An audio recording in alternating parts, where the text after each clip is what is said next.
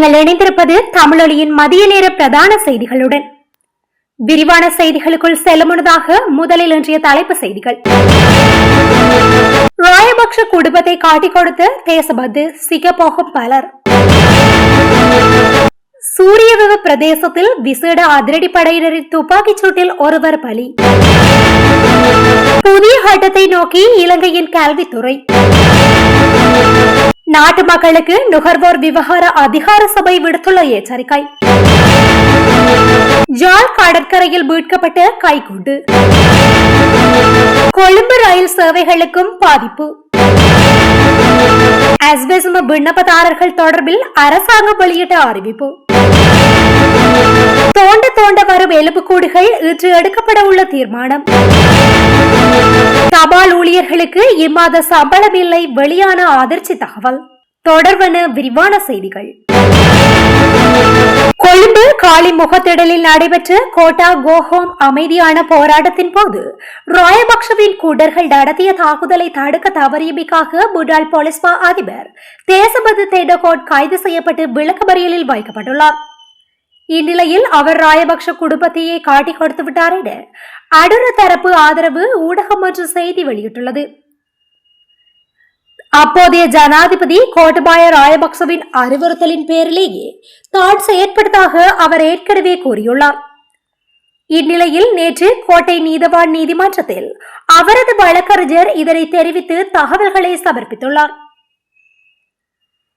இலங்கை போலீசார் பொது பாதுகாப்பு அமைச்சிற்கீழ் இருந்தபோது தேசபந்து தென்னகோன் பொது பாதுகாப்பு அமைச்சரை தவிர்த்து கோட்டபாய ராயபக்ஷவின் உத்தரவின் பேரில் செயற்பட்டார்.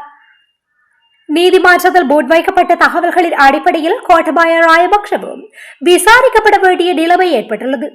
இதேவேளை தற்போதைய நிலையில் கோட்டபாய ராயபக்ஷவை தேசபந்து தென்னகோன் காட்டிக் கொடுத்தமை போன்று மேலும் பல ராயபக்ஷர்கள் காட்டிக் கொடுக்கப்படலாம். இதன் மூலம் பல உண்மைகள் அம்பலமாகும் என ஆய்வாளர்கள் சுட்டிக்காட்டியுள்ளனர்.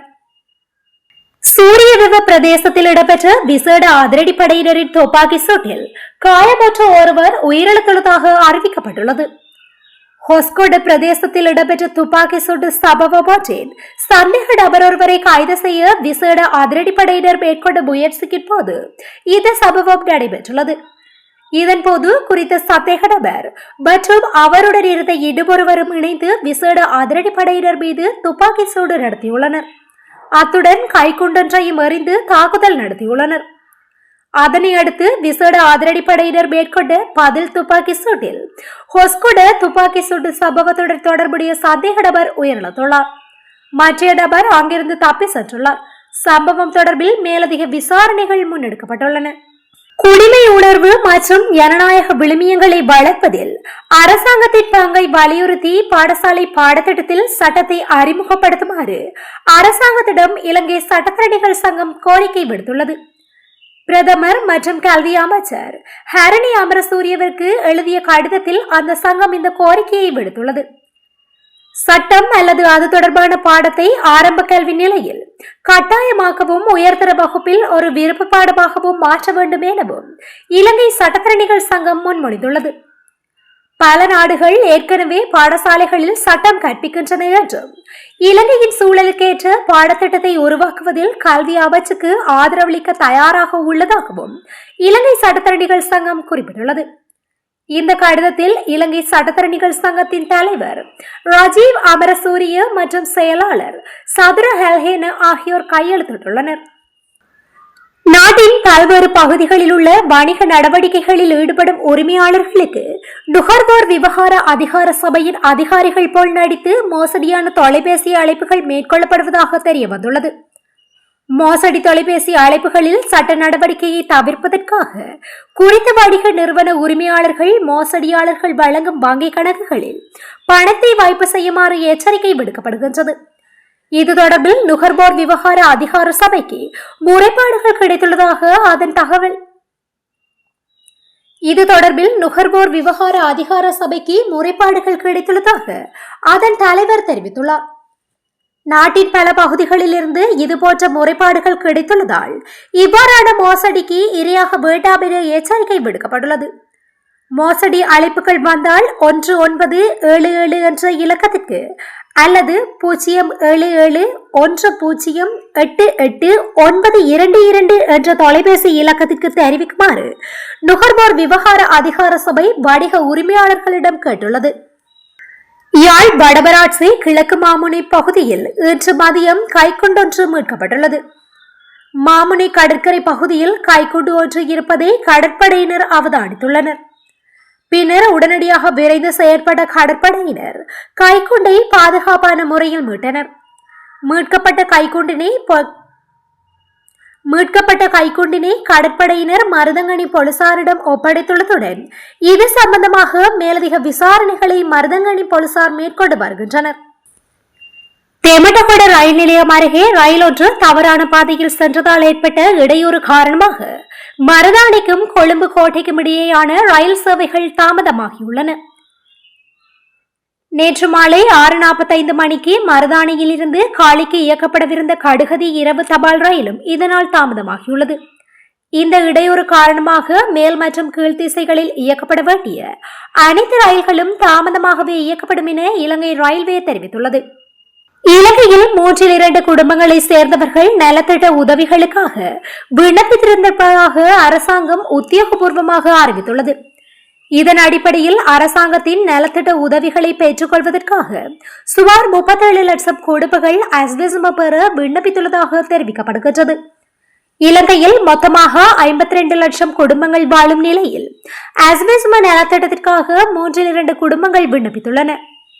இருப்பினும் அதில் 19 லட்சம் குடும்பங்கள் மட்டுமே அஸ்விஸ்ம பெற தகுதியானவர்கள் என குறிப்பிடப்படுகின்றது. இந்நிலையில் எதிர்வரும் 5 ஆண்டுகளுக்குள் 2 மில்லியன் ஏழை குடும்பங்களை மேம்படுத்தும் திட்டம் ஒன்றை முன்னெடுக்க அரசாங்கம் உத்தேசித்துள்ளமை குறிப்பிடத்தக்கது. யாழ் செம்மணி சித்துபாத்தி மனித புதைகுழியின் அடுத்த கட்ட நடவடிக்கைகள் குறித்து இன்று தீர்மானிக்கப்படவுள்ளது. சித்துபாத்தி மனித புதைகுழியின் 2ஆம் கட்ட படிகளுக்காக 45 நாட்கள் நீதிமன்றினால் அனுமதி வழங்கப்பட்ட நிலையில் 32வது நாளுடன் அகழ்வு பணிவுகள் இடைநிறுத்தப்பட்டன. யாழ்ப்பாண நீதவான் நீதிமன்ற நீதிபதி ஏ ஆனந்தராஜாவின் முன்னிலையில் தொல்லியல் துறை பேராசிரியர் ராஜ் சோமதேவா, சட்ட வைத்திய அதிகாரி செல்லையா பிரணவன் ஆகியோரின் பங்கேற்பாடு குறித்து அகழ்வு பணிகள் முன்னெடுக்கப்பட்டன. இந்நிலையில் அகழ்வு பணிகளை மீண்டும் முன்னெடுப்பது தொடர்பில் இன்று இடம்பெறவுள்ள வழக்கு விசாரணையின் போது தீர்மானிக்கப்படவுள்ளது. முன்னதாக இடம்பெற்ற அகழ்வு பணிகளுக்கு அமைய 147 எண்புக்கூட்டு தொகுதிகள் வெளியிடப்பட்டுள்ளதுடன் அவற்றில் 133 எண்புக்கூட்டு தொகுதிகள் முற்றாக அகழ்ந்தெடுக்கப்பட்டுள்ளன. இதனிடையே செம்மணி பகுதியில் அகழ்வு பணிகளை முன்னெடுப்பதற்கு மேலும் 8 வார காலம் தேவைப்படுவதாக நீதிமன்றத்தில் கோரிக்கை முன்வைக்கப்பட்டமை குறிப்பிடத்தக்கது. வேலை நிறுத்தத்தில் ஈடுபட்டுள்ள தபால் ஊழியர்களுக்கு இம்மாத சம்பளம் வழங்கப்படாது என தபால் மா அதிபர் ருவான் சத்குமார் அறிவித்துள்ளதாக தகவல் வெளியாகியுள்ளது. அத்துடன் வேலை நிறுத்தத்தில் ஈடுபட்டுள்ள ஊழியர்களுக்கு கடிதம் மூலம் அறிவுறுத்தி மாதாந்த சம்பளம் பெற வேண்டுமானால் உடனடியாக கடமைக்கு திரும்புமாறு கேட்டுக் கொண்டுள்ளார். இது தொடர்பாக வேலை நிறுத்தத்தில் ஈடுபட்டுள்ள தொழிற்சங்கங்களுக்கும் எழுத்துப்பூர்வமாக அறிவிக்கப்பட்டுள்ளதாகவும் அவர் மேலும் சுட்டிக்காட்டினார். வேலை நிறுத்தம் காரணமாக இதுவரை சுமார் 140 மில்லியன் ரூபாய் இழப்பு ஏற்பட்டுள்ளதாக தெரிவித்த தபால் மா அதிபர், எனினும் மத்திய தபால் நிலையத்தில் குவிந்து கிடந்த தபால் பைகள் விநியோகிக்கப்பட்டு வருவதாகவும் குறிப்பிட்டார். சம்பளம் வழங்குவதற்கு திரைசேரியில் இருந்து நிதி பெறப்பட வேண்டும் எனவும் வேலை நிறுத்தத்தின் போது சம்பள கொடுப்பனவுகளுக்கு நிதி விடுவிக்கப்படாது என தனக்கு அறிவிக்கப்பட்டுள்ளதாகவும் தெரிவித்தார். எனவே கடமைக்கு திரும்பியவர்களுக்கு மட்டுமே சம்பளம் வழங்கப்பட்ட வாய்ப்புள்ளதாகவும் வேலை நிறுத்தத்தில் ஈடுபட்டவர்கள் இன்று கடமைக்கு திரும்புமாறு அறிவுறுத்தப்பட்டதாகவும் குறிப்பிட்டுள்ளார். இத்துடன் இன்றைய இலங்கையின் மதிய நேர பிரதான செய்திகள் நிறைவடைகின்றன. தொடர்ந்து இலங்கையின் செய்திகளை அறிந்து கொள்ள தமிழொலியுடன் இணைந்திருங்கள். நன்றி.